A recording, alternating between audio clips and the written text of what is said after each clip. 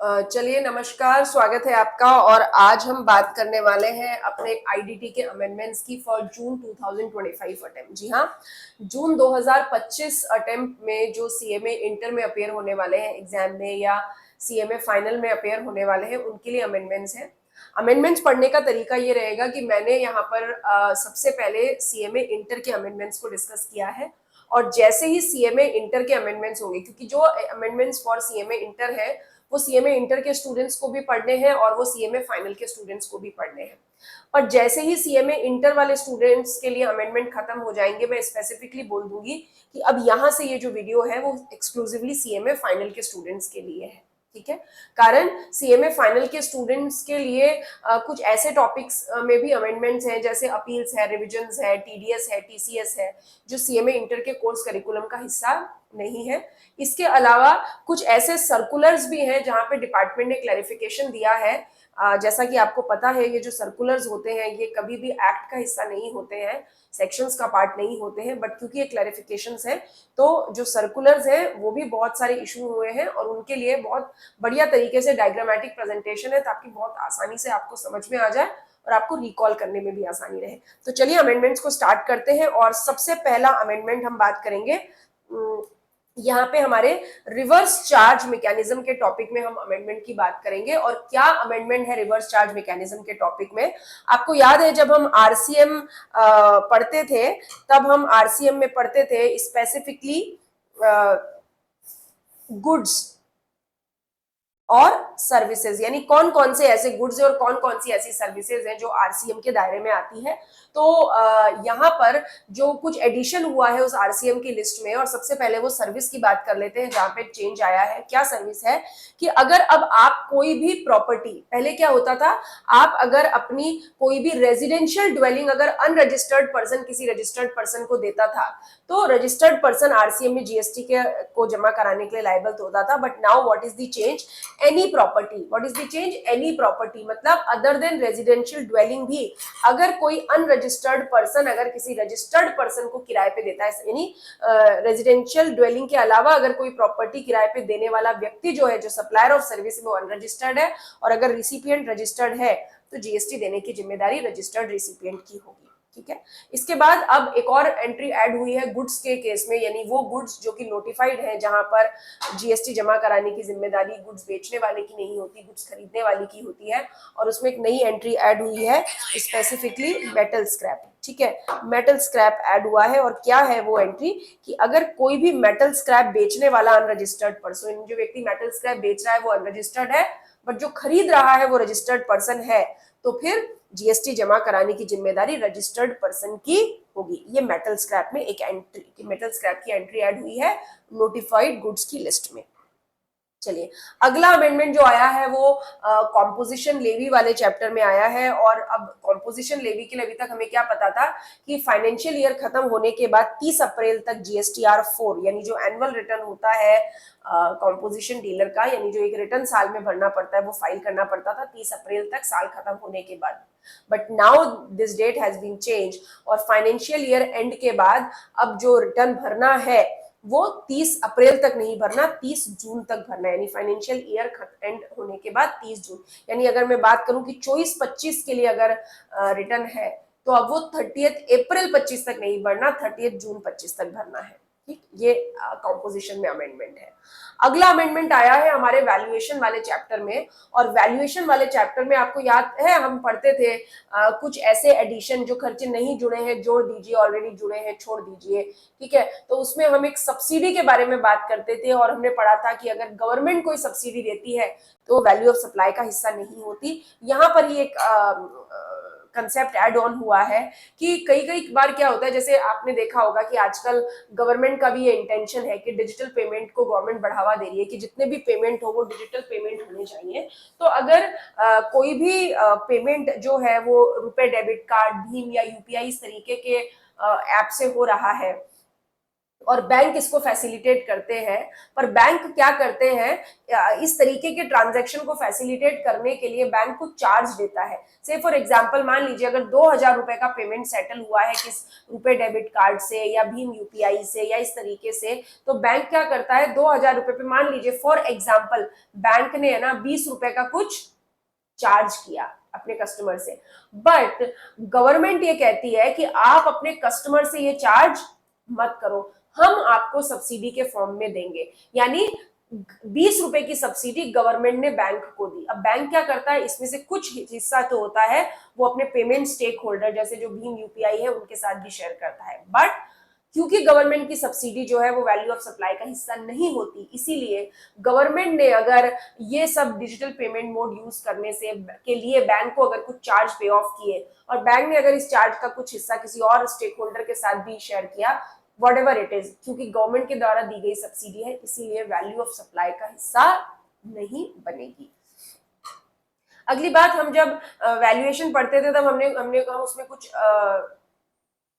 Discount के बारे में बात करते थे और बोलते थे कि पोस्ट सप्लाई डिस्काउंट जो है वो जिस समय क्रेडिट नोट इशू किया जाता है उस समय सप्लाई में से कम हो जाता है और जो रिसिपिएंट है वो क्रेडिट नोट के बेसिस पे प्रोपोर्शनेट आईटीसी को रिवर्स करता है। बट प्रोपोर्शनेट आईटीसी रिवर्स हुई है या नहीं हुई है इस बात को इंश्योर करने के लिए अब आपको एक सर्टिफिकेट लेना पड़ेगा, और अगर जो टैक्स अमाउंट इन्वॉल्व है अगर वो 5 लाख तक है तो रिसिपिएंट जो है वो ये सर्टिफिकेट इशू करके देगा, और अगर ये टैक्स अमाउंट जो है वो 5 लाख से ज्यादा है तो ये सर्टिफिकेट इशू करने की जिम्मेदारी किसी चार्टर्ड अकाउंटेंट की या किसी कॉस्ट एंड मैनेजमेंट अकाउंटेंट की होगी। बट रिसिपिएंट की क्रेडिट रिवर्स करने के लिए और इंश्योर करने के लिए कि रिसिपिएंट ने रेलेवेंट क्रेडिट इंश्योर कर दिया, ये अब चेक मैकेनिज्म एक इंट्रोड्यूस किया गया है। अगला बदलाव हुआ है रूल 28 में, और रूल 28 ये कहता है कि अगर आप अपने फॉरेन एफिलिएट से अगर कोई डोमेस्टिक कंपनी अपने किसी विदेशी कंपनी से कोई सर्विस इंपोर्ट कर रही है और अगर फुल एलिजिबल है आईटीसी के लिए तो इनवॉइस वैल्यू को ही वैल्यू ऑफ सप्लाई बना लेंगे, भले इनवॉइस वैल्यू निल है तो भी। ठीक है, रूल 28 सब रूल 2 में चेंज हुआ है कॉर्पोरेट गारंटी के केस में। कॉर्पोरेट गारंटी मतलब corporate guarantee by the related person, यानी अगर रिलेटेड पर्सन कॉर्पोरेट गारंटी दे रहा है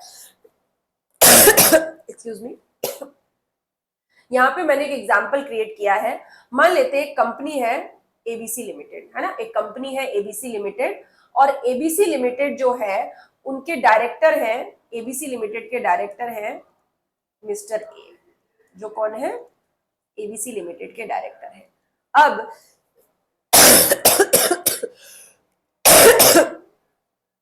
ये जो एबीसी लिमिटेड के डायरेक्टर है मिस्टर ए, और एबीसी लिमिटेड को क्या, एबीसी लिमिटेड के डायरेक्टर मिस्टर ए को आईसीआईसीआई बैंक से लोन चाहिए। अब आईसीआईसीआई बैंक मिस्टर ए को लोन दे, इसके लिए क्या करा, जिस कंपनी में वो डायरेक्टर है मतलब एबीसी लिमिटेड ने क्या किया, गारंटी दी बैंक को ऑन बिहाफ ऑफ डायरेक्टर। मतलब ये कंपनी क्या हो गई, ये रिलेटेड पर्सन हो गई। तो रिलेटेड पर्सन ने क्या करी, गारंटी दी, यानी कंपनी ने अपने डायरेक्टर के बिहाफ पे बैंक को गारंटी दी कि आप ना मिस्टर ए को लोन दे दो और अगर उसने पे ऑफ नहीं किया तो हम पैसा चुकाएंगे। यानी यहाँ पे क्या सर्विस हुई, corporate guarantee by the related person, यहाँ पे रिलेटेड पर्सन ने कॉर्पोरेट गारंटी दे दी। अब अगर कॉर्पोरेट गारंटी इस तरीके से रिलेटेड पर्सन के लिए दी जाती है और वो जो रिलेटेड पर्सन है अगर वो इंडिया में लोकेटेड है और जो आप कॉर्पोरेट गारंटी दे रहे हैं वो किसी बैंक या एफआई को दे रहे हैं, मतलब कॉर्पोरेट गारंटी देने वाला रिलेटेड पर्सन हो और कॉर्पोरेट गारंटी लेने वाला कोई बैंक हो, यानी ये हो गया रिसिपिएंट और ये हो गया सप्लायर ऑफ सर्विस। ऐसी सिचुएशन में वैल्यू ऑफ सप्लाई क्या बनेगा, ऐसी सिचुएशन में वैल्यू ऑफ सप्लाई बनेगा आपके गारंटी अमाउंट, जितने रुपए की भी आपने गारंटी दी है पर एनम, उसका 1% या actual consideration whichever is higher. Corporate guarantee amount का 1% और इस गारंटी देने के बदले में जो कंसिडरेशन रिसीव हुआ है whichever is higher. If recipient of service है अगर वो फुल वैल्यू के लिए आईटीसी एलिजिबल है तो जो भी इनवॉइस में आप वैल्यू दिखा रहे हैं उसी को वैल्यू ऑफ सप्लाई बना लीजिए। एक बात ध्यान रखेंगे, हमें 1% जो है वो गारंटी अमाउंट का लेना है, लोन अमाउंट का नहीं लेना। से फॉर एग्जाम्पल 10 करोड़ का लोन है और अगर 1 करोड़ की गारंटी है तो 1 करोड़ का ही 1% लेना होगा, लोन अमाउंट का हमें नहीं लेना है। Recipient can take full ITC irrespective of loan being actually disbursed or not। मतलब आईसीआईसीआई बैंक ने मिस्टर ए को एक्चुअल में कितना लोन पे ऑफ किया उसके बारे में हम बात नहीं करेंगे। रिसिपिएंट फुल आईटीसी ले सकता है अगर कॉर्पोरेट गारंटी दी गई है तो। मान लेते हैं कॉर्पोरेट गारंटी देने वाले दो लोग यानी को गारंटर है और जो एक्चुअल कंसिडरेशन रिसीव हो रहा है वो गारंटी वैल्यू के 1% से ज्यादा है, तो एक्चुअल जो कंसिडरेशन पे किया है को गारंटर को वही वैल्यू ऑफ सप्लाई बन जाएगा। पर अगर एक्चुअल कंसिडरेशन कम है 1% से तो फिर इस सिचुएशन में वैल्यू को प्रोपोर्शनेट डिवाइड कर देंगे। ये 1% का जो अमाउंट है ये पर एनम है, इसीलिए अगर गारंटी 5 साल के लिए दी जाती है तो ये 5% हो जाएगा और अगर गारंटी 6 महीने के लिए दी जाती है तो ये 0.5% हो जाएगा। ये वैल्यूएशन में चेंजेस है। नाउ अगला चेंज हम बात करेंगे एग्जम्पशंस में। एग्जम्पशंस में कौन कौन से बदलाव आए हैं। सबसे पहला चेंज एजुकेशन रिलेटेड सर्विस में क्या चेंज आया है। नाउ अगर नेशनल स्किल डेवलपमेंट कॉर्पोरेशन और national council for vocational education and training NCVET, national council for vocational education and training, या उनकी कोई असेसिंग बॉडी या कोई अवार्डिंग बॉडी या कोई ट्रेनिंग बॉडी, अगर कोई भी service in relation to national skill development, कोई भी सर्विस या ऑर्गेनाइजेशन अगर नेशनल स्किल डेवलपमेंट के लिए देती है तो ये सर्विस जीएसटी के दायरे में नहीं आएंगी। इसके अलावा अगर सेंट्रल बोर्ड और state board, state education board और सेंट्रल बोर्ड जो है वो किसी गवर्नमेंट स्कूल को या फिर सेंट्रल स्टेट यूनियन टेरिटरी या लोकल अथॉरिटी के द्वारा स्टैब्लिश्ड स्कूल को एफिलिएशन सर्विस देते हैं, सीबीएसई, आरबीएसई, कोई भी स्टेट बोर्ड या सेंट्रल बोर्ड जो है वो एफिलिएशन सर्विस दे अगर किसी स्कूल को, लेकिन स्कूल कैसा होना चाहिए, या तो गवर्नमेंट स्कूल हो या सेंट्रल स्टेट यूनियन टेरिटरी या लोकल अथॉरिटी के द्वारा एफिलिएटेड स्कूल हो। तो अगर ऐसे स्कूल को एफिलिएशन सर्विस दी जाती है तो ये सर्विस भी जीएसटी के दायरे में नहीं आती। ठीक है। अगर फ्लाइंग ट्रेनिंग ऑर्गेनाइजेशन जो है वो फ्लाइंग ट्रेनिंग कोर्सेज रन कर रही है और फ्लाइंग ट्रेनिंग कोर्सेज जो है वो DGCA, director general of civil aviation authority के द्वारा अगर अप्रूव्ड है और जहां पे कंप्लीशन सर्टिफिकेट जो है वो आरजीसीए इशू करेगी तो ऐसी सर्विस पे भी जीएसटी नहीं लगता। फ्लाइंग ट्रेनिंग ऑर्गेनाइजेशंस के ऊपर जीएसटी नहीं लगता। गवर्नमेंट सर्विसेज के बारे में बात करेंगे। हमने अभी तक पढ़ा था कि इंडियन रेलवेज के द्वारा प्रोवाइड की गई सारी सर्विसेज टैक्सेबल होती है, लेकिन फिर भी उनमें से कुछ सर्विसेज एग्जम्प्ट होगी। कौन कौन सी? जैसे प्लेटफॉर्म सर्विस जो है, sale of platform ticket, facility और वेटिंग और रिटायरिंग रूम की सर्विस, क्लॉक रूम की सर्विस, बैटरी ऑपरेटेड कार, ये 4 जो सर्विसेज हैं, प्लेटफॉर्म टिकट सेल की, फैसिलिटी ऑफ वेटिंग और रिटायरिंग रूम की, क्लॉक रूम की सर्विसेज और बैटरी ऑपरेटेड कार की सर्विसेज जो मिनिस्ट्री ऑफ रेलवेज देती है, ठीक है, ये जीएसटी के दायरे में नहीं आएंगी, ये जीएसटी के दायरे में नहीं आएंगी। इसके अलावा सारी इंडियन रेलवेज की सर्विसेज जीएसटी के दायरे में आएंगी। ठीक है। इसके बारे में कुछ और बातें जो अभी हम थोड़ी देर में पढ़ते हैं। इसके अलावा गवर्नमेंट एंटिटी हो गई, रिसर्च एसोसिएशन, कोई यूनिवर्सिटी, कॉलेज या अदर इंस्टीट्यूट जो आईटी एक्ट में नोटिफाइड है, अगर ये इंस्टीट्यूट, ये ऑर्गेनाइजेशन अगर आरएनडी की, रिसर्च एंड डेवलपमेंट की एक्टिविटी की सर्विसेज देती है तो भी जीएसटी नहीं लगता। ठीक है, तो भी जीएसटी नहीं लगता। Next one, electricity transmission and distribution facility की सर्विसेज। आपको पता है कि जैसा कि transmission and distribution of electricity जो है वो ऑलरेडी जीएसटी के दायरे में नहीं आती, तो फिर इसमें नया क्या है? Now electricity transmission and distribution से रिलेटेड कोई सर्विस होती है, जैसे मीटर रेंटल पे देना, मीटर की टेस्टिंग करना, ट्रांसफार्मर की वगैरह, शिफ्टिंग ऑफ मीटर लाइंस या डुप्लीकेट बिल एक्सेट्रा। अगर ये जो रिलेटेड सर्विसेज है इलेक्ट्रिसिटी ट्रांसमिशन और डिस्ट्रीब्यूशन से, ये जो इन रिलेटेड सर्विसेज पे भी जीएसटी नहीं लगता। तो अब अगली renting of residential dwelling for, अगली एग्जम्पशन है renting of residential dwelling for use as a residence. यानी आपको पता है कि अगर आप रहने के लिए रेजिडेंशियल ड्वेलिंग को अगर रेजिडेंशियल पर्पस के लिए किराए पे देते हैं तो वो जीएसटी के दायरे में नहीं आता, एक्सेप्ट अगर जो रेजिडेंशियल ड्वेलिंग है वो बिजनेस पर्पस के लिए ली जा रही है तो फिर जीएसटी लगेगा, मतलब फिर एग्जम्पशन का फायदा नहीं मिलेगा। अब कौन कौन सी ऐसी सिचुएशन होती है जब रेजिडेंशियल ड्वेलिंग को आप रेजिडेंशियल पर्पस के लिए किराए पे देंगे तो भी जीएसटी लगेगा। सिचुएशन नंबर 1, आप जो रेजिडेंशियल ड्वेलिंग को किराए पे दे रहे हो for accommodation service like for students, residences etcetera, या आप रेजिडेंशियल ड्वेलिंग को किराए पे दे रहे हो फॉर होटल, कैंपस, पीजी और लाइक, तो ऐसी सिचुएशन में रेजिडेंशियल ड्वेलिंग को सामने वाला व्यक्ति रहने के लिए यूज नहीं कर रहा, बिजनेस के लिए यूज कर रहा है, तो फिर एग्जम्पशन का फायदा नहीं मिलेगा।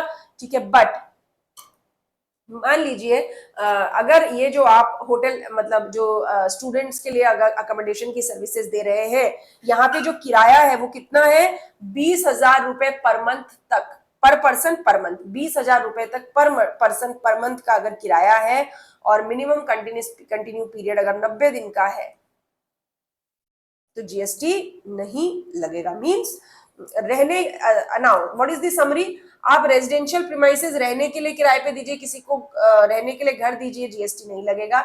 एक्सेप्शन है, आपने अगर accommodation services they the students के लिए, या उसको धर्मशाला की तरह चला दिया, या आपने किसी और पर्पस हॉस्टल वगैरह की तरह चला दिया, तो जीएसटी लगेगा। लेकिन जीएसटी से बचने का तरीका, अगर ये जो पर पर्सन पर मंथ किराया आ रहा है अकोमोडेशन सर्विस का, ये 20,000 रुपए पर मंथ तक है तो भी जीएसटी से माफी है, बट मिनिमम पीरियड 90 दिन का होना चाहिए। ठीक है, नाउ कोई भी फॉरेन एयरलाइन कंपनी, इंडिया में अगर कोई भी फॉरेन एयरलाइन कंपनी का कोई हेड ऑफिस या ब्रांच हो, से फॉर एग्जांपल ब्रिटिश एयरवेज है, ब्रिटिश एयरवेज एक फॉरेन एयरलाइन है, और अगर उसका इंडिया में कोई ब्रांच है या हेड ऑफिस है और वो अपने ही रिलेटेड पर्सन या अपने ही किसी फॉरेन एस्टेब्लिशमेंट जो दूसरे कंट्री में स्टेटेड है उससे अगर सर्विस लेता है तो जीएसटी नहीं लगेगा। मतलब अगर आप ब्रिटिश एयरवेज के हेड ऑफिस या ब्रांच ऑफिस से इंडिया में ब्रिटिश एयरवेज के किसी एस्टेब्लिशमेंट के ऑफिस के लिए सर्विस दोगे, ठीक है, और भले ही उस पर कोई फ्री ऑफ कॉस्ट है, कोई चार्ज न लगे, तो भी वो जीएसटी के दायरे में नहीं आता। रेलवे के एक डिवीजन या एक जोन से दूसरे डिवीजन या जोन को सर्विस दी जाती है तो जीएसटी नहीं लगता। ठीक है, services by special purpose vehicle, what is the special purpose vehicle to ministry of railway, ये जो एसपीपी जैसे कच्छ रेलवे कंपनी लिमिटेड है, ये क्या है, सरकार का एक स्पेशल पर्पस व्हीकल है जो इंडियन रेलवेज के लिए काम करता है, उसे इंफ्रास्ट्रक्चर क्रिएट करके देता है। तो अगर एसपीवी ने मिनिस्ट्री ऑफ रेलवेज को कोई सुविधा दी है for use of its own infrastructure and own and property owned by them against consideration, ठीक है, जीएसटी से माफी कब, जब स्पेशल पर्पस व्हीकल ने मिनिस्ट्री ऑफ रेलवेज को कोई सर्विसेज दी है कि भाई मिनिस्ट्री ऑफ रेलवेज उसके द्वारा क्रिएट किए गए इंफ्रास्ट्रक्चर का यूज करे, तो भी जीएसटी नहीं लगता। या फिर मिनिस्ट्री ऑफ रेलवेज ही खुद एसपीवी को सर्विसेज दे फॉर व्हाट, मेंटेनेंस और service in relation to infrastructure create and built by such SPV, तो भी वो जीएसटी के दायरे में नहीं आता। यानी एसपीवी अगर मिनिस्ट्री ऑफ रेलवेज को सर्विस दे या मिनिस्ट्री ऑफ रेलवेज एसपीवी को सर्विस दे, दोनों ही जीएसटी के दायरे में नहीं आते। चलिए, services provided to government authority by way of, इसके अलावा गवर्नमेंट अथॉरिटी को आप कोई सर्विस दे रहे हैं for water supply, public health, sanitation, conservancy, solid waste management, some improvement etcetera, तो वो भी जीएसटी के दायरे में नहीं आता। तो ये हुई हमारी एग्जम्पशंस की बात कि कौन कौन से एग्जम्पशंस एड ऑन हुए हैं। चलिए, अब हम बात करेंगे प्लेस ऑफ सप्लाई की। आपको याद है कि लास्ट अमेंडमेंट में टेक्स्ट सेक्शन 10(1)(ca) इंट्रोड्यूस हुआ था और उसने ये कहा था कि अगर आप किसी अनरजिस्टर्ड पर्सन को गुड्स देंगे तो फिर उस सिचुएशन में जो प्लेस ऑफ सप्लाई होगी वो रिसिपिएंट का एड्रेस होगा, और अगर रिसिपिएंट का एड्रेस नहीं है तो सप्लायर का एड्रेस होगा। नाउ अभी भी हम यही बात कर रहे हैं, place of supply of goods to किसी अनरजिस्टर्ड पर्सन को आप माल बेच रहे हो, लेकिन आप ई कॉमर्स ऑपरेटर के थ्रू ये कर रहे हो। यानी 3 लोग हैं, एक है वेंडर जो माल बेचने वाला है, दिल्ली में है, एक रिसिपिएंट मिस्टर चेतन जो चंडीगढ़ के रहने वाले हैं, और ये जो मिस्टर चेतन है ये ई कॉमर्स के थ्रू माल खरीदते हैं दिल्ली के वेंडर से। बेचने वाला दिल्ली में है, खरीदने वाला जयपुर में, और ई कॉमर्स ऑपरेटर के थ्रू माल खरीदा जा रहा है। ठीक है, नाउ अगर हम सेक्शन 10(1)(ca) के हिसाब से जाएं तो जो रिसिपिएंट का एड्रेस है वही प्लेस ऑफ सप्लाई माना जाएगा, लेकिन इस केस में प्लेस ऑफ सप्लाई जो है वो रिसिपिएंट का एड्रेस ना होकर डिलीवरी का एड्रेस होगा, जहां यानी एक्चुअल में माल डिलीवर किया जाएगा, जहां कंजप्शन किया जाएगा वही प्लेस ऑफ सप्लाई है। ठीक है। वेंडर में record the delivering address as address of the recipient, ठीक है। और वेंडर जो है वो डिलीवरी एड्रेस को ही रिसिपिएंट का एड्रेस मान सकता है, यानी अगर डिलीवरी एड्रेस और इनवॉइस में लिखा एड्रेस अलग अलग है तो फिर हम डिलीवरी एड्रेस को प्लेस ऑफ सप्लाई मानेंगे, शर्त जो सप्लाई हो रही है वो किसी अनरजिस्टर्ड पर्सन को हो रही है थ्रू ई कॉमर्स ऑपरेटर्स। चलिए, तो अब अगले अमेंडमेंट्स की बात करते हैं, और अगला टॉपिक जो है हमारा है इनपुट टैक्स क्रेडिट। अब ये इनपुट टैक्स क्रेडिट में क्या चेंज आ गया है, तो इनपुट टैक्स क्रेडिट में कुछ एडिशन हुए हैं सेक्शन 16 में, और जैसा कि आपको पता है कि सेक्शन 16 क्या है, सेक्शन 16 है कंडीशंस फॉर आईटीसी, है ना। सेक्शन 16 किस चीज के लिए है, this is for conditions for ITC, input tax credit के लिए कंडीशंस है। तो सेक्शन 16(4) जो कंडीशंस फॉर आईटीसी है, वहां पे सेक्शन 16 सब सेक्शन 4 में क्या दिया हुआ है, लास्ट डेट दी हुई है इनपुट टैक्स क्रेडिट लेने की। और आपको पता है, जैसा कि हमने पढ़ा हुआ है कि आईटीसी लेने की लास्ट डेट क्या होती है, आईटीसी लेने की लास्ट डेट होती है 30 नवंबर, अगले साल का 30 नवंबर, और actual date of annual return whichever is earlier.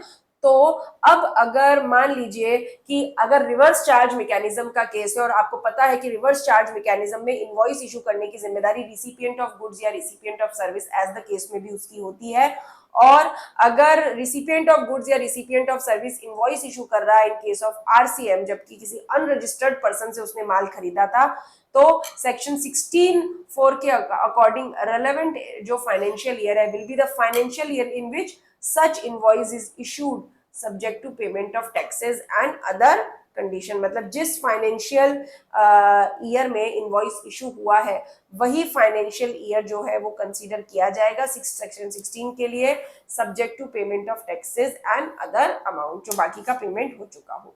Section 16 subsection 6, when registration of registered person is cancelled under section 29, अगर जीएसटी रजिस्ट्रेशन कैंसिल कर दिया जाता है किसी रजिस्टर्ड पर्सन का, और सब्सिक्वेंटली उस कैंसिलेशन को क्या कर दिया जाए, रिवोक, कैंसिल किया, कैंसिलेशन को रिवोक कर लिया, और जहां पे availment of ITC in respect of invoice और debit note is not restricted, section 16(4) on the date of the cancellation order. और ये जो आईटीसी अवेलमेंट की जो डेट होती है, availment of ITC in respect of invoice और debit note is not restricted on the date of cancellation order, और cancellation order के कारण वो जो आईटीसी लेने की डेट को रिस्ट्रिक्ट नहीं किया गया है। यानी अब ये जो व्यक्ति जिसका जीएसटी रजिस्ट्रेशन कैंसिल कर दिया गया था और कैंसिलेशन के बाद इसे वापस रिवोक किया गया है, ये इनवॉइस या डेबिट नोट पर आईटीसी कब तक ले सकता है, तो ये कब तक ले सकता है, फाइनेंशियल ईयर एंड से 30 नवंबर और actual date of annual return whichever is earlier. ये तो आपको पता था। अब यहाँ पे खास क्या बात क्या हो गई कि हमें किसी इनवॉइस या डेबिट नोट पे आईटीसी लेनी है, बट कैंसिलेशन ऑर्डर आ गया था, अब वो कैंसिलेशन ऑर्डर वापस रिवोक हो गया है, तो फिर उस सिचुएशन में आईटीसी, एक तो ये टाइम हो गया 30 नवंबर और actual date of annual return whichever is earlier, और दूसरा टाइम क्या है, कैंसिलेशन पीरियड के लिए, तो जिस समय कैंसिलेशन हुआ था टिल द रिवोकेशन, जब कैंसिलेशन हुआ था रजिस्ट्रेशन और जब कैंसिलेशन रिवोक हुआ उसके बीच का जो पीरियड है, और उसके लिए अगर रिटर्न 30 दिन में फाइल कर दिए जाते हैं, ठीक है, from revocation of such date. तो अब इनमें से विच एवर इज लेटर, तब तक हम आईटीसी ले सकते हैं। मतलब मेरे पास कितनी डेट हो गई, मेरे पास 3 डेट हो गई, एक अगले साल का 30 नवंबर, एक actual date of annual return, और तीसरी डेट कैंसिलेशन से लेके रिवोकेशन के बीच का पीरियड, अगर रिवोकेशन के 30 दिन के अंदर अंदर रिटर्न फाइल कर दिए गए हैं, विच एवर इज लेटर, तब तक आप अपनी आईटीसी ले सकते हो कैंसिलेशन ऑर्डर के केस में। ठीक, नाउ रूल 42 में क्या चेंज आया है, अभी थोड़ा सा समझने की बात है। आपको याद है रूल 42 क्या था, रूल 42 था अपोर्शनमेंट ऑफ आईटीसी, ठीक है, रूल 42 क्या था, अपोर्शनमेंट ऑफ आईटीसी। और इस अपोर्शनमेंट ऑफ आईटीसी में हम क्या करते थे, हम ये कहते थे कि अगर आपकी आउटवर्ड सप्लाई टैक्सेबल है तभी आप अपनी इनवर्ड सप्लाई पे आईटीसी ले सकते हो, अगर आपकी आउटवर्ड सप्लाई टैक्सेबल नहीं है तो आप अपनी इनवर्ड सप्लाई पे भी आईटीसी नहीं ले सकते। This is the rule, thumb rule. यानी अगर आपकी आउटवर्ड आप एग्जम्प्टेड सप्लाई कर रहे हो या आप टैक्सेबल सप्लाई कर रहे हो तो आप अपनी इनवर्ड सप्लाई पे आईटीसी को भी प्रोपोर्शनेट कर लो। अब यहाँ पे एक सिचुएशन क्रिएट हुई कि एक इंश्योरेंस कंपनी है। अब ये इंश्योरेंस कंपनी क्या कर रही है, ये इंश्योरेंस कंपनी आउटवर्ड सप्लाई कर रही है। क्या कर रही है, देखो इंश्योरेंस कंपनी आउटवर्ड सप्लाई कर रही है, यानी एक इंश्योरेंस पॉलिसी बेच रही है। और ये जो इंश्योरेंस पॉलिसी है ना, ये ड्यूअल बेनिफिट वाली है, यानी रिस्क प्लस इन्वेस्टमेंट वाली है। कस्टमर को इंश्योरेंस कंपनी ने पॉलिसी दी और पॉलिसी प्रीमियम जो है पॉलिसी होल्डर से एक मुश्त आता है, रिस्क प्लस इन्वेस्टमेंट वाला। आपको याद है हमने वैल्यूएशन में क्या पढ़ा था कि जब भी कोई पॉलिसी रिस्क प्लस इन्वेस्टमेंट वाली होती है ना, जब भी कोई पॉलिसी रिस्क प्लस इन्वेस्टमेंट वाली होती है तो हम क्या करते हैं, जितना भी ग्रॉस प्रीमियम होता है उसमें से हम क्या करते हैं, हम इन्वेस्टमेंट पोर्शन को माइनस कर देते हैं और जितना भी रिस्क वाला पोर्शन बचता है वही हमारी वैल्यू ऑफ सप्लाई होती है। ठीक, इतनी बात। अब मान लीजिए ये जो इंश्योरेंस कंपनी है ये एक ड्यूअल बेनिफिट वाली पॉलिसी बेच रही है, जिसमें से ग्रॉस प्रीमियम में से आपने इन्वेस्टमेंट वाला पोर्शन माइनस कर दिया और जो रिस्क वाला पोर्शन है वैल्यू ऑफ सप्लाई बच गया। अब यही इंश्योरेंस कंपनी अपना बिजनेस चलाने के लिए कुछ इनवर्ड सप्लाई भी लेती होगी। मान लीजिए कि इंश्योरेंस कंपनी ने क्या किया, एक किराए पे जगह ली और रेंट लगा है, 1 लाख रुपए रेंट है और 18,000 जीएसटी है। तो इंश्योरेंस कंपनी के लिए ये 18,000 क्या हो गया, आपको पता है सबको कि इंश्योरेंस कंपनी के लिए 18,000 क्या हो गया, ये 18,000 हो गया इनपुट टैक्स। ये 18,000 क्या हो गया, इंश्योरेंस कंपनी के लिए इनपुट टैक्स हो गया। अब सवाल ये है कि क्या इस 18,000 रुपए इनपुट टैक्स की आईटीसी मिलेगी या नहीं मिलेगी। तो क्योंकि पूरा का पूरा ये जो 75,000 है, मतलब कौन सा वाला, इन्वेस्टमेंट वाला जो पोर्शन था, ये ना तो हम इसे एग्जम्प्टेड कहेंगे ना ही नॉन टैक्सेबल कहेंगे। यानी आपको आउटवर्ड सप्लाई के बदले में प्रीमियम कितना मिला था, कंपनी को 1 लाख प्रीमियम मिला था, लेकिन इसमें से जो 75,000 रुपए जो इन्वेस्टमेंट वाला पोर्शन था, ना तो ये एग्जम्प्टेड है ना ही नॉन टैक्सेबल है, ये कभी भी वैल्यू ऑफ सप्लाई का पार्ट बनता ही नहीं है। यानी 75,000 is just pre invest, hence no ITC reversal. ये मतलब ये 75,000 रुपए जो कंसिडरेशन है ये हमारे को ना तो एग्जम्प्टेड है ना नॉन टैक्सेबल है, लेकिन ये हम आईटीसी लेने के लिए कंसीडर नहीं करते। इसीलिए इंश्योरेंस कंपनी पूरी की पूरी 1800 की क्रेडिट अवेल कर सकती है। तो इंश्योरेंस प्रीमियम जो इंश्योरेंस कंपनी को रिसीव हो रहा है वो वैल्यू ऑफ सप्लाई का पार्ट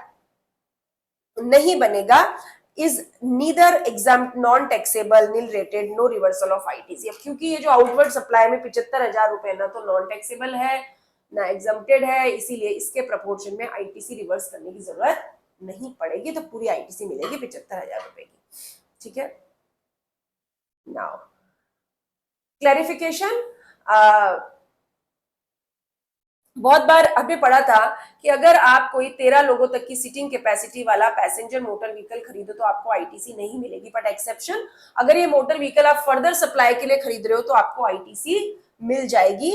ठीक है, तो कोई भी आईटीसी अगर आपने इसी पैटर्न के ऊपर अगर आपने कोई, आपके पास कोई डेमो व्हीकल आया है, ठीक है, और वो डेमो व्हीकल क्यों आया है, वो डेमो व्हीकल आया है ताकि आप सेम तरीके के व्हीकल की सप्लाई को प्रमोट कर सको, तो पर इसीलिए इस डेमो व्हीकल के ऊपर भी आईटीसी अलाउड है। ITC in respect of ducts and manholes used in the network of optical fibre. ITC block नहीं की गई है as they are considered as a pan and not the civil structure, क्योंकि ये plant and machinery का हिस्सा माने जाते हैं। मेन होल डक्ट्स ये सिविल कंस्ट्रक्शन नहीं माने जाते, इसीलिए इनके रेस्पेक्ट में भी कोई आईटीसी रिवर्स करने की जरूरत नहीं है और ये आईटीसी हमें अलाउड होगी। तो ये चेंजेस आए हैं हमारे इनपुट टैक्स क्रेडिट के चैप्टर में। ठीक है, अब हम बात करेंगे जीएसटी रजिस्ट्रेशन की। भाई जीएसटी रजिस्ट्रेशन में क्या चेंज है, आपको याद है हम सेक्शन 23 में पढ़ते थे कि कौन कौन से पर्सन जो है वो जीएसटी रजिस्ट्रेशन के लिए लाइबल नहीं है।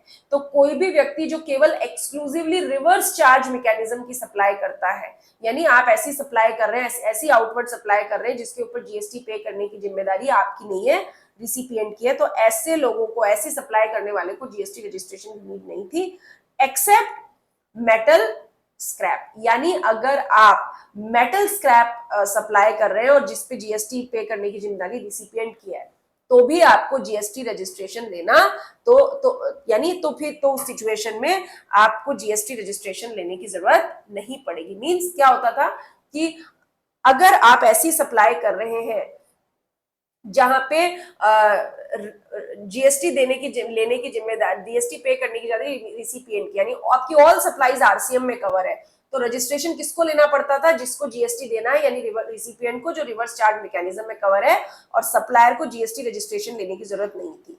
नाउ मेटल स्क्रैप भी अब एक ऐसी सप्लाई है कि अगर आप एक अनरजिस्टर्ड पर्सन है और अगर आप मेटल स्क्रैप सप्लाई कर रहे हैं तो जीएसटी लेने की जिम्मेदारी रजिस्टर्ड रिसिपिएंट की है, सामने वाला रजिस्ट्रेशन कराएगा, आरसीएम लगेगा, ठीक है। बट सप्लायर को, ठीक है, सप्लायर को जीएसटी रजिस्ट्रेशन लेना पड़ेगा, यहां पर ये एक्सेप्शन में कवर नहीं होगा। नाउ प्रॉपर ऑफिसर कब आपका जीएसटी रजिस्ट्रेशन कैंसिल कर सकता है, furnish details of outward supplies, मतलब आप जीएसटीआर 1A और अभी जो अमेंडेड हो गया है जीएसटीआर 1A, अभी हम बात करेंगे क्या होता है जीएसटीआर 1A। अगर आपने जीएसटीआर 1 में एक्सेस आउटवर्ड सप्लाई दिखाई है in comparison to GSTR 3B, से फॉर एग्जांपल आप जीएसटीआर 1 में 2 करोड़ की सप्लाई दिखा रहे हैं आउटवर्ड, लेकिन जीएसटीआर 3B में आप 1 करोड़ 80 लाख की दिखा रहे हैं, तो प्रॉपर ऑफिसर आपका रजिस्ट्रेशन कैंसिल कर सकता है, ठीक है। अगर आपका रजिस्ट्रेशन कैंसिल हो गया है, कैंसिलेशन होने के बाद आपका कैंसिलेशन रिवोक हो गया है, और अगर आपने 30 डेज में पेंडिंग रिटर्न्स नहीं भरे हैं, तो भी प्रॉपर ऑफिसर आपका रजिस्ट्रेशन कैंसिल कर सकता है। ये कंडीशंस ऐड हुई है कब प्रॉपर ऑफिसर आपका रजिस्ट्रेशन कैंसिल कर सकता है। जीएसटी रिटर्न्स की अगर हम बात करें तो अभी जीएसटीआर 1 जो है आउटवर्ड सप्लाई का रिटर्न होता था, अब आप जीएसटीआर 1A भर सकते हैं अपने जीएसटीआर 1 में, अगर आपको कोई करेक्शन करना है तो, एरर्स ठीक करनी है तो, ठीक है। यानी कोई भी पर्सन अपने जीएसटीआर 1 की डिटेल्स को अमेंड कर सकता है, एडिशनल डिटेल फर्निश कर सकता है इन जीएसटीआर 1A। और जीएसटीआर 1A कब भरा जाएगा, जीएसटीआर 1 भरने के बाद, बट जीएसटीआर 3B भरने से पहले, जीएसटीआर 1 भरने के बाद बट 3B भरने से पहले, ठीक है। Registered person shall not be allowed to furnish GSTR 1 और invoices in furnishing facility if, कुछ लोग जो है उनको अलाउड नहीं होगा कि वो जीएसटीआर 1 भर सके या इनवॉइस फर्निशिंग फैसिलिटी का फायदा ले सके, कब, अगर उस व्यक्ति ने, ठीक है, अपना प्रीसीडिंग पीरियड का जीएसटीआर 3B सबमिट नहीं किया है, अगर उस व्यक्ति का जीएसटी रजिस्ट्रेशन हो गया है पर उसने अपनी बैंक डिटेल रूल 10A में सबमिट नहीं की है, ठीक है, उसको एक इंटीमेशन इशू हुई है डिपार्टमेंट के द्वारा ये कहते हुए कि जीएसटीआर 1 में जो आपकी सप्लाई है वो ज्यादा आपने दिखाई है in comparison to GSTR 3B, और ना तो उस व्यक्ति ने उसका कोई रिप्लाई दिया है, न जस्टिफिकेशन दिया है, तो वो जीएसटीआर 1 या इनवॉइस फर्निशिंग फैसिलिटी का फायदा नहीं ले सकता है।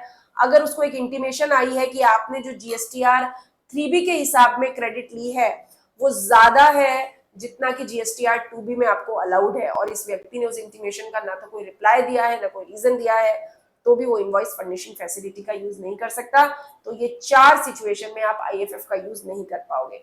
जीएसटीआर 5A, अगर OIDAR है या online money gaming service provider है जो आउटसाइड इंडिया से आपको ये सर्विसेज दे रहे हैं, दे शेल प्रोवाइड डिटेल्स ऑफ, वो अपने जीएसटीआर 5A में कितनी सप्लाई उन्होंने नॉन टैक्सेबल ऑनलाइन रिसिपिएंट को की है और कितनी सप्लाई अनरजिस्टर्ड पर्सन को की है, ये उनको बताना पड़ेगा अपने जीएसटीआर 5A में, ठीक है। तो देखिए यहां तक के जो अमेंडमेंट्स हैं ये सीएमए इंटर के लिए है, सीएमए फाइनल के लिए है, क्योंकि ये टॉपिक्स तो सब में सेम है। अब इसके बाद जो हम पढ़ने वाले हैं वो अमेंडमेंट्स केवल और केवल सीएमए फाइनल के स्टूडेंट्स के लिए हैं, यानी केवल सीएमए फाइनल के स्टूडेंट्स वो अमेंडमेंट्स देखेंगे। तो टीसीएस बड़ा चेंज, पहले टीसीएस की रेट 8% 1% होती थी, अब नाउ 0.5% है। पहले 0.5% सीजीएसटी, 0.5% एसजीएसटी होता था, अभी 0.25% सीजीएसटी है, 0.25% एसजीएसटी, और अगर आईजीएसटी होगा तो 0.5% होगा। तो ये रेट में मेजर चेंज आया है। और किस पे लगेगा? Same net value of taxable supplies पे। टीडीएस, कौन टीडीएस डिडक्ट करने के लिए लायबल है? कोई भी रजिस्टर्ड पर्सन जो मेटल स्क्रैप रिसीव कर रहा है किसी दूसरे रजिस्टर्ड पर्सन से, ठीक है। अगर मेटल स्क्रैप बेचने वाला भी रजिस्टर्ड पर्सन है और खरीदने वाला भी रजिस्टर्ड पर्सन है, तो जो खरीदने वाला व्यक्ति है वो टीडीएस डिडक्ट करके ही पेमेंट करेगा। This is the new requirement, new condition कि कब टीडीएस डिडक्ट होगा। चलिए, तो अब क्योंकि जैसे ये अमेंडमेंट्स केवल फाइनल के हैं, तो अब हम अगले टॉपिक के ऊपर बात करेंगे। इंटरेस्ट वाले सेक्शन में क्या चेंज आया? आपको पता है कि सेक्शन 50 है जो इंटरेस्ट के बारे में बात करता है। लेट पेमेंट ऑफ जीएसटी के ऊपर ब्याज लगेगा। अगर आपने एक्सेस यूटिलाइजेशन कर लिया है आईटीसी का तो आपको ब्याज लगेगा, ठीक है। तो जैसा कि आपको पता है कि मान लीजिए कि अगर 10,000 रुपए की हमारी आउटपुट टैक्स लाइबिलिटी बनती है और अगर हमारे पास 7,000 रुपीज की आईटीसी पड़ी है, तो ब्याज केवल 3,000 रुपए के ऊपर देना पड़ेगा। और कब से देना पड़ेगा? जैसा कि आपको पता है, ड्यू डेट के अगले दिन से, जब तक आप पेमेंट करते हैं तब तक आपको ब्याज देना पड़ेगा। Now what is the amendment? Amendment ये है कि अगर ऐसा अमाउंट, ठीक है, से फॉर एग्जाम्पल ये जो 3,000 रुपए आपको कैश में देना है, ठीक है, अगर ये जो अमाउंट है, अगर ये ई कैश लेजर में पड़ा है ऑन और before the due date of return, यानी जब आप अपना जीएसटी रिटर्न भरने वाले हैं उसके पहले ये पैसा आपके ई कैश लेजर में तो पड़ा है, बट डेबिट बाद में हुआ है। ई कैश लेजर में पैसा पड़ा है लेकिन डेबिट बाद में हुआ है, रिटर्न से डेबिट बाद में हुआ है, तो फिर उस सिचुएशन में ऐसे अमाउंट पर कोई ब्याज नहीं लगेगा। मतलब ई कैश लेजर में पड़ा है ड्यू डेट तक, till the date of payment, due date से till the date of payment अगर आपके ई कैश लेजर में ये पैसा पड़ा हुआ है तो कोई ब्याज नहीं लगेगा। कई बार होता है ना कि हमने ई कैश लेजर में पैसा जमा करा दिया लेकिन हमारे बैंक से बाद में डेबिट हुआ है, तो चलेगा। ई कैश लेजर में अगर क्रेडिट पैसा दिख रहा है, ठीक है, कब? ड्यू डेट के बाद से पेमेंट तक, तो आपका इसके ऊपर ब्याज नहीं लगेगा। नाउ ठीक है, चलिए, तो अपील्स एंड रिविजन्स के बारे में बात करेंगे। अब अपील्स एंड रिविजन्स को जब हम देखते हैं तो अपील्स एंड रिविजन्स में क्या चेंज आया है? अपील अब इलेक्ट्रॉनिकली आप फाइल कर सकते हैं और उसके लिए एक एक्नॉलेजमेंट डिपार्टमेंट आपको इशू करके देगा। अगर आप अपील मैन्युअली फाइल कर रहे हैं, ये तभी आप फाइल कर सकते हैं जब जीएसटी 8 का रजिस्ट्रार आपको इशू करे, अदरवाइज मैनुअल अपील फाइल नहीं हो सकती है, ठीक है। फाइलिंग की, अपील फाइलिंग की जो फीस है वो 1,000 रुपीज है for every 1 lakh of tax involve. However minimum fee will be 5,000 and maximum fee will be 25,000। Minimum fee जो है वो 5,000 रुपए होगी और मैक्सिमम फी जो है वो 25,000 रुपए होगी। अपील विड्रॉ की जा सकती है by appellant, but once final acknowledgement has been issued, withdrawal is subject to GST 80 approval. एक बार आपने अपील फाइल कर दी तो वो विड्रॉ की जा सकती है, बट अगर फाइनल एक्नॉलेजमेंट इशू हो गया है तो फिर जीएसटी 80 की अप्रूवल लेनी पड़ेगी आपको अपील विड्रॉ करने के लिए, अदरवाइज अपील विड्रॉ नहीं कर सकते हैं। Monetary limit for filing appeal by department to reduce litigation. Department ने मॉनेटरी लिमिट को रिड्यूस किया है ताकि लिटिगेशन को खत्म किया जा सके। तो सीबीआईसी के पास पावर होती है कि वो मॉनेटरी लिमिट फिक्स कर सकता है जहां स्मॉल अमाउंट इन्वॉल्व है, ताकि हर छोटे छोटे अमाउंट के लिए आप अपील में न जाएं। Non filing of appeal due to such limit shall not stop department to file appeal in any other or similar case। किसी एक पर्टिकुलर मैटर पे अगर मॉनेटरी लिमिट के कारण अपील फाइल नहीं हो रही है तो इसका मतलब ये नहीं कि वैसे ही किसी मुद्दे पे डिपार्टमेंट किसी दूसरे केस में अपील फाइल नहीं कर पाएगा, यानी एक मामले में ऐसी रिस्ट्रिक्शन दूसरे मामले में अपील को रिस्ट्रिक्ट नहीं करती है। No person can content that department has agreed with decision by not filing the appeal. मतलब इस चीज को आप दोबारा कंटेंट नहीं कर सकते कि डिपार्टमेंट ने तो डिसीजन लिया था कि वो अपील फाइल नहीं करेगा। तो जीएसटी 80 के लिए मॉनेटरी लिमिट 20 लाख है, हाई कोर्ट के लिए 1 करोड़ है और सुप्रीम कोर्ट के लिए ये 2 करोड़ है। Above limit shall not be applicable if GST provision held ultra vires to the constitution। यानी अगर कोई ऐसा प्रोविजन है कि भाई वो कॉन्स्टिट्यूशन के दायरे के ही बाहर है, या सीबीआईसी ने किसी रूल रेगुलेशन सर्कुलर नोटिफिकेशन को अल्ट्रा वायस कह दिया है, या कोई भी मैटर जो है वो valuation, classification, place of supply या रिकरिंग इशू से रिलेटेड है, वहां पर ये लिमिट एप्लीकेबल नहीं होगी, यानी वहां पर डिपार्टमेंट किसी भी अमाउंट के लिए अपील में जा सकता है। कस्टम एक्ट में क्या चेंज आया है? अब आपको याद है कि अगर आप कोई भी एक गुड्स एक्सपोर्ट कर दें और अगर उसे एक निश्चित समय में अगर आप इंपोर्ट करते हैं तो इंपोर्ट ड्यूटी नहीं लगेगी, बट शर्त इंपोर्ट करने के बाद, रिपेयर मेंटेनेंस करने के बाद आपको उसे वापस एक्सपोर्ट करना पड़ेगा। तो री इंपोर्ट के लिए जो टाइम लिमिट है वो अगर आप भूटान के अलावा किसी और देश से इंपोर्ट करते हैं तो अब ये टाइम लिमिट 5 साल और 2 साल का एक्सटेंशन हो चुका है। पहले ये 3 साल होता था और 2 साल का एक्सटेंशन होता था, but now 5 year is a basic period and 2 year का एक्सटेंशन। फॉरेन ट्रेड पॉलिसी में ये अमेंडमेंट आया है कि import of second hand goods, यानी अगर आप यूज्ड आईटी एसेट्स इंपोर्ट करते हैं एसईजेड से तो वो रिस्ट्रिक्टेड है, ठीक है। ये आईटी एसेट्स, आप second hand IT assets import नहीं कर पाएंगे एसईजेड से। नाउ अब हम बात करेंगे कुछ सर्कुलर्स की। ये ऐसे क्लैरिफिकेशंस हैं जहां पर डिपार्टमेंट को लगता था कि कुछ क्लैरिटी देने की नीड है, तो ये सर्कुलर्स इशू किए गए हैं। यहाँ पे मैंने टॉपिक वाइज सर्कुलर्स को बाइफरगेट किया हुआ है एग्जाम्पल के साथ। हो सकता है कि कॉम्प्लेक्स हो ये टॉपिक, लेकिन बहुत इजी तरीके से मैंने यहाँ पे समझाने की कोशिश की है। तो देखिए क्या लिखा है, taxability of interest and other charges or loan provided by overseas affiliate to Indian entity or any other person to related person, ठीक है। केस समझते हैं, सिचुएशन अपने आप समझ में आएगी।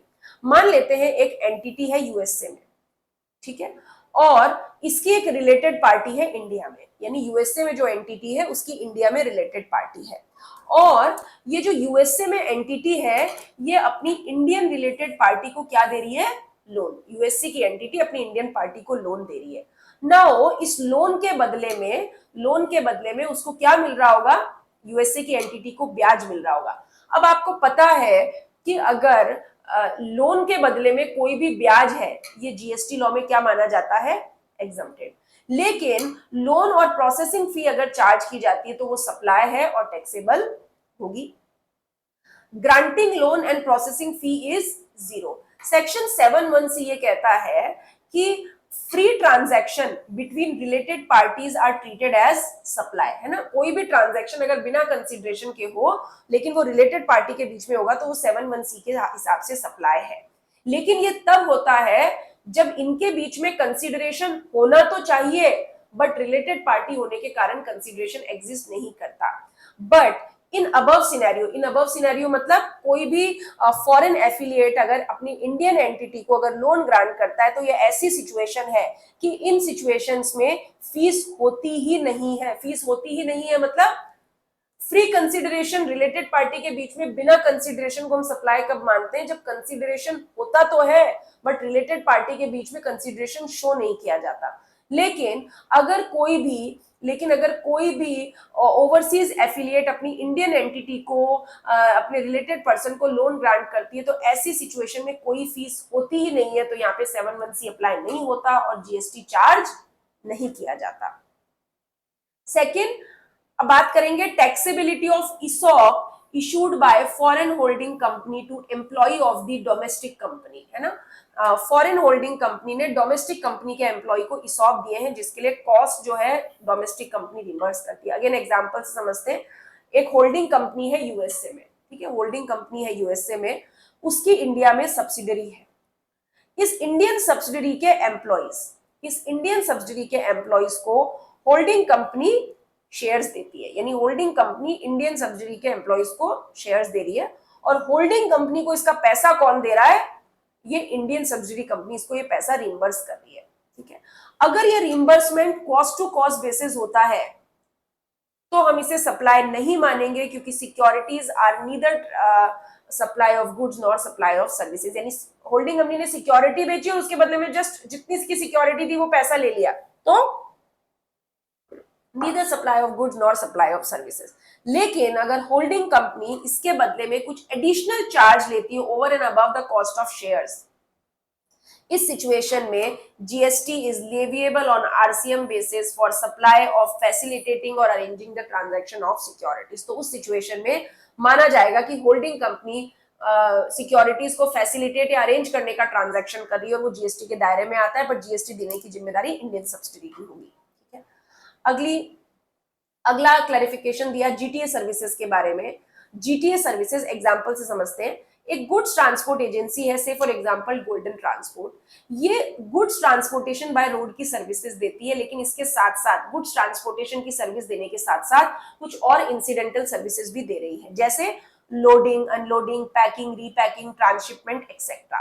ठीक, तो गुड्स ट्रांसपोर्टेशन की सर्विसेज को कैसे ट्रीट किया जाता है हमको पता है, but now what about these incidental services जो ट्रांसपोर्टेशन ऑफ गुड्स के साथ जीटीए प्रोवाइड करती है।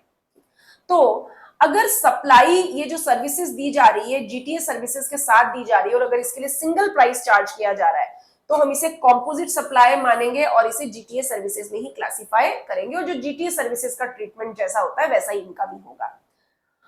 अगर सप्लाई की जा रही है अलॉन्ग विद जीटीए सर्विसेज और सेपरेट प्राइस चार्ज की जा रही है इनके लिए इनवॉइस में, मतलब दी तो जीटीए सर्विसेज के साथ ही जा रही है, पर ये लोडिंग, अनलोडिंग, पैकिंग, रीपैकिंग के लिए पैसा अलग लिया जा रहा है, तो भी इसे कॉम्पोजिट सप्लाई मानेंगे और क्लासिफाइड करेंगे जीटीए सर्विसेज के साथ। But incidental services transportation of goods के साथ प्रोवाइड नहीं की जाती, यानी जीटीए बोलता है हम ये सब काम नहीं करवा के देते, कस्टमर बोलता नहीं आप ये काम भी हमें करवा के दो, तो जीटीए सर्विसेज एक अलग सर्विस है, उसके अलावा एडिशनली अगर ये सेपरेटली प्रोवाइड की जाती है तो इंसिडेंटल सर्विसेज को सेपरेटली क्लासिफाई किया जाएगा। ठीक है, नाउ अगली सैल्वेज वैल्यू की taxability. What is the salvage value? जैसे मान लेते हैं एक मैक्स टीआईजी करके एक इंश्योरेंस कंपनी है ना, मैक्स टीआईजी करके एक इंश्योरेंस कंपनी है, और एक कार ओनर है मिस्टर चेतन। मिस्टर चेतन ने अपनी कार को मैक्स टीआईजी से इंश्योर्ड कराया, और मान लेते हैं कार की वैल्यू है 20 लाख रुपए की, इस कार का हो गया एक्सीडेंट, और अब कार की जो सैल्वेज वैल्यू बची है वो 1 लाख रुपए बची है ना। कब इंश्योरेंस कंपनी से इंश्योरेंस कराई थी, कार का एक्सीडेंट हो गया और कार की वैल्यू बची है 1 लाख रुपए की। नाउ अगर ये मैक्स टीआईजी 20 लाख रुपए चेतन को दे देती है, जिसका इंश्योरेंस किया था 20 लाख रुपए, 20 लाख रुपए की गाड़ी थी, 20 लाख का इंश्योरेंस किया था, 20 लाख रुपए दे देती है, and collect the accidental car and sold to it for ₹1 lakh. यानी इंश्योरेंस कंपनी क्या कर रही है, जो इंश्योर्ड अमाउंट है वो दे रही है मिस्टर चेतन को, और कार अपने पास ले लेती है और कार को 1 लाख रुपए में बेच देती है। तो insurance company is liable to pay GST on the car. ये माना जाएगा कि इंश्योरेंस कंपनी ने कार बेची इन कोर्स और फर्दरेंस ऑफ बिजनेस। पर मैक्स टीआईजी ने क्या किया, जो सैल्वेज वैल्यू बची थी 1 लाख रुपए की कार की, उसको एडजस्ट करके, क्योंकि कार तो चेतन के पास ही रह गई, और क्योंकि 20 लाख की कार थी बट कार की 1 लाख रुपए की सैल्वेज वैल्यू बची, तो इंश्योरेंस कंपनी ने मिस्टर चेतन को 19 लाख रुपए दिए। इस केस में क्योंकि कार जो है वो मिस्टर चेतन के पास रहती है, इसीलिए मैक्स टीआईजी के हैंड में 1 लाख रुपए पे जीएसटी नहीं लगेगा। कुल मिला के गाड़ी की सैल्वेज वैल्यू पे इंश्योरेंस कंपनी तभी जीएसटी देगी जब इंश्योरेंस कंपनी के पास वो गुड्स आ जाए और इंश्योरेंस कंपनी उसको बेचे। अगर वो जो गुड्स है, वो सैल्वेज वैल्यू जिसकी बची, अगर वो इंश्योर्ड के पास ही है, तो इंश्योरेंस कंपनी फिर उस पर जीएसटी देने के लिए लायबल नहीं होगी। चलिए, 5वां क्लैरिफिकेशन, सप्लायर ऑफ सर्विसेज अगर रिसिपिएंट को कोई कंस्ट्रक्शन सर्विस देता है और जो रिसिपिएंट है वो कंसिडरेशन और उसके साथ कुछ लोकेशन चार्ज देता है, जैसे जिसे पीएलसी प्रेफरेंशियल लोकेशन चार्ज भी कहते हैं। अगर कंस्ट्रक्शन सर्विस के साथ ये preferential location charge naturally bundled है, तो फिर इसे कॉम्पोजिट सप्लाई भी कहेंगे। ऐसा होता है ना, कई बार आप कोई फ्लैट ले रहे हैं, आप फ्लैट कंस्ट्रक्ट करा रहे हैं और उसका सी फेसिंग व्यू है, तो आपको पीएलसी प्रेफरेंशियल लोकेशन चार्ज भी देने पड़ेंगे। अब अगर वो कंस्ट्रक्शन सर्विस के साथ नेचुरल बंडल्ड है तो फिर उसे कॉम्पोजिट सप्लाई ही माना जाएगा। नाउ, रिप्लेसमेंट ऑफ गुड्स और रिपेयर्स ड्यूरिंग वारंटी पीरियड। अब मान लेते हैं कि एक ओरिजिनल इक्विपमेंट मैन्युफैक्चरर है, वो क्या करता है, गुड्स प्रोवाइड करता है, रिप्लेस करता है गुड्स को और सर्विसेज देता है अपने कस्टमर को with a consideration, without consideration. यानी एक ओरिजिनल इक्विपमेंट मैन्युफैक्चरर है और वारंटी पीरियड में वो अपने कस्टमर को कुछ गुड्स रिप्लेस करके देता है, कुछ सर्विस देता है, लेकिन कोई पैसा नहीं लेता, definitely no GST. But case 2, ये जो डिस्ट्रीब्यूटर है ये प्रोवाइड करता है warranty replacement repair services to customer on behalf of manufacturer. ठीक है, मैन्युफैक्चरर के बिहाफ पे, जैसे मान लीजिए एक कार कंपनी है, कार कंपनी मैन्युफैक्चरिंग करती है और जो डिस्ट्रीब्यूटर है वो वारंटी पीरियड में मैन्युफैक्चरर के बिहाफ पे कुछ गाड़ी के पार्ट रिप्लेस करके देता है या कुछ सर्विस प्रोवाइड करके देता है, लेकिन बदले में कोई कंसिडरेशन नहीं लेता, तो जीएसटी नहीं है। बट डिस्ट्रीब्यूटर जो है वो रिप्लेस कर रहा है गुड्स को अपने ओन स्टॉक से, खुद के पास जो सामान पड़ा है जो उसने थर्ड पार्टी से खरीदा था उससे रिप्लेस कर रहा है और इनवॉइस मैन्युफैक्चरर पे रेज कर रहा है, तो फिर डिस्ट्रीब्यूटर इसके लिए पैसा कमा रहा है और डिस्ट्रीब्यूटर क्योंकि खर्चा कर रहा है और कंपनी से ले रहा है तो उसके ऊपर जीएसटी पेबल होगा। अगर डिस्ट्रीब्यूटर प्रोवाइड कर रहा है repair on behalf of manufacturer and then charges from the customer, customer से ले रहा है तो भी जीएसटी लगेगा। Extended warranty part of the value of the composite supply unless provide separately. Usually extended warranty जो होती है वो सप्लाई का पार्ट होती है जब तक कि सेपरेटली चार्ज न कर लिया जाए। टाइम ऑफ सप्लाई में एक अमेंडमेंट आया है, अमेंडमेंट नहीं क्लैरिफिकेशन ही है बोलूंगी क्योंकि पर्टिकुलर केस है। एग्जांपल एक जीएमआर इंफ्रा है और NHAI national highway authority of India. ये जीएमआर इंफ्रा क्या करती है, डिजाइन करती है, बिल्ड करती है, ऑपरेट मेंटेनेंस करती है और न्यू हाईवे फिर ट्रांसफर कर देती है। It is called hybrid annuity model. क्या होता है हाइब्रिड एन्युटी मॉडल? इस हाइब्रिड एन्युटी मॉडल में पेमेंट को स्प्रेड कर दिया जाता है contract period of 15 to 70 years, यानी जेएमआर इंफ्रा है 15 या 17 साल के पीरियड में कॉन्ट्रैक्ट को स्प्रेड कर देगी। पेमेंट जो है इंस्टॉलमेंट में होता है which is to be made after a specified period or on completion of event as per contract। यानी जो एनएचएआई है वो काम खत्म होने के बाद जीएमआर इंफ्रा को पैसे देगी और moreover each instalment content interest element also. अब ये जो जीएमआर इंफ्रा ये काम जो एनएचआई को करके दे रही है ये क्योंकि 3 महीने से ज्यादा के पीरियड में स्प्रेड है इसीलिए इसे कंटिन्यूस सप्लाई ऑफ सर्विसेज कहते हैं और जैसे लाइफ ऑफ सर्विसेज जो है वो 3 महीने से ज्यादा है। ठीक है, और periodic payment obligation over the period. हमने सेक्शन 31 में पढ़ा था कि कंटिन्यूस सप्लाई ऑफ सर्विसेज के केस में हमें इनवॉइस कब बना के देना होता है, अगर कॉन्ट्रैक्ट के हिसाब से कोई ड्यू डेट है पेमेंट की तो ड्यू डेट पे, अगर ड्यू डेट नहीं है और अगर पेमेंट तो जब भी पेमेंट किया जाए तब इनवॉइस बना दे, और ऐसा भी नहीं है तो जब इवेंट कंप्लीट हो जाए यानी जब काम कंप्लीट हो जाए तब इनवॉइस बना दे। इस हिसाब से इनवॉइस डेट हमें कंसीडर करनी है। आपने इनवॉइस डेट कंसीडर कर ली, उसके बाद आप टाइम ऑफ सप्लाई सर्विस निकालिए एज पर 13 सबसेक्शन 2। और 13 सबसेक्शन 2 क्या बोलता है, अगर इनवॉइस टाइम पर इशू हुआ है तो आई और पी विचएवर इज अर्लियर, और अगर इनवॉइस टाइम पर इशू नहीं हुआ है तो कंप्लीशन और पेमेंट विचएवर इज अर्लियर। ठीक है, और इंटरेस्ट पोर्शन जो भी है वो भी वैल्यू ऑफ सप्लाई में एड ऑन होगा, तो ये कंटिन्यूस सप्लाई ऑफ सर्विसेज का एक एग्जांपल है। Place of supply of services में कुछ क्लैरिफिकेशन ऐड हुए। क्या? Custodial services by bank to FDI. What is this? For bank to FPI. PNB एक फाइनेंशियल इंस्टीट्यूशन है जो इंडिया में है, ये अपनी कस्टोडियल सर्विसेज दे रहा है एक फॉरेन पोर्टफोलियो इन्वेस्टर को। ठीक है, कस्टोडियल ऑफ सर्विसेज क्या क्या होती है? सिक्योरिटीज को सेफ रखना, सिक्योरिटी अकाउंट को मेंटेन करना, क्लाइंट के बिहाफ पे बेनिफिट कलेक्ट करना, ऐसी कस्टोडियल सर्विसेज दे रहा है। क्योंकि कस्टोडियल सर्विसेज इंटरमीडियरी की सर्विसेज नहीं होती है इसीलिए 13(8) के हिसाब से ये ट्रीट नहीं होगी और 13(2) एप्लीकेबल होगा। और हमें वैसे भी पता है कि जो कोई सर्विसेज अगर 13 सेक्शन में स्पेसिफिकली नहीं दी जाती है तो वो 13(2) पे कवर होती है। यहाँ पे कंफ्यूजन हो सकता था कि कस्टोडियल सर्विसेज इंटरमीडियरी की सर्विसेज होती है, बट कस्टोडियल सर्विसेज इंटरमीडियरी की सर्विसेज नहीं होती। और ये जो कस्टोडियल सर्विसेज जिसको और ये जो सर्विसेज है वो अकाउंट होल्डर को दी जानी चाहिए और ये जो सर्विसेज है वो अकाउंट होल्डर को भी नहीं दी जा रही है, इसीलिए 13(8) नहीं लगेगा, 13(2) लगेगा। डेटा होस्टिंग की सर्विसेज, डेटा होस्टिंग की सर्विसेज अगर सर्विस प्रोवाइडर इंडिया में है और अगर वो आउटसाइड इंडिया डेटा होस्टिंग की सर्विसेज प्रोवाइड कर रहा है, लार्ज अमाउंट ऑफ डेटा को मैनेज करना, इन्फॉर्म करना, और ये सर्विसेज अगर प्रिंसिपल टू प्रिंसिपल बेसिस दी जा रही है तब भी 13(2) ही लगेगा। क्योंकि ये जो डेटा होस्टिंग की सर्विस देने वाला पर्सन है ये कैन इधर ओन डेटा सेंटर हो सकता है, लीज प्रीमाइसेस में हैंडल कर सकता है, सारे डेटा हैंडलिंग की सर्विसेज अपने आप मैनेज कर सकता है। और क्योंकि ये सर्विसेज दे रहा है सामने वाले किसी क्लाउड कंप्यूटिंग सर्विस प्रोवाइडर को, प्रिंसिपल टू प्रिंसिपल बेसिस दे रहा है, इसीलिए ये 13(2) में कवर होगा, क्योंकि डेटा होस्टिंग की सर्विसेज और कहीं कवर नहीं होती है। So these were the amendments. ठीक है, बहुत क्रिस्प तरीके से हमने अमेंडमेंट्स के बारे में बात की है। बेसिकली जो फाइनल के स्टूडेंट्स हैं उन्हें इंटर वाले अमेंडमेंट्स भी पढ़ने हैं, और उसके बाद जहां से हमने फाइनल के लिए वीडियो शुरू की है वो भी फाइनल वाले स्टूडेंट्स इनको पढ़ेंगे।